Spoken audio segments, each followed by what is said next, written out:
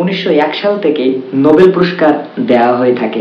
আর যে নোবেল পুরস্কারটা দেওয়া হয় আলফ্রেড নোবেল যেদিন মারা গিয়েছিলেন, অর্থাৎ 10 ডিসেম্বর, ওই দিন আনুষ্ঠানিকভাবেই নোবেল পুরস্কার দেওয়া হয়। আর এই নোবেল পুরস্কারে 1901 সাল থেকে প্রথমে 5টি বিষয়ের উপরে দেওয়া হতো: পদার্থ, রসায়ন, চিকিৎসা, সাহিত্য ও শান্তি। 1969 সাল থেকে নতুন যোগ করা হয় অর্থনীতিকে, অর্থাৎ সুইডিশ কেন্দ্রীয় ব্যাংক 1968 সালে এটি প্রবর্তন করেন।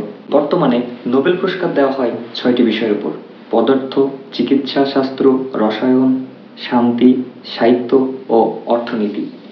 বিজয়ীদেরকে দেওয়া হয় নগদ অর্থ, পুরস্কার এবং সনদ। আরেকটা বিষয় একটু জেনে নেওয়া দরকার, সেটা হচ্ছে নোবেল পুরস্কার প্রদানকারী সংস্থা।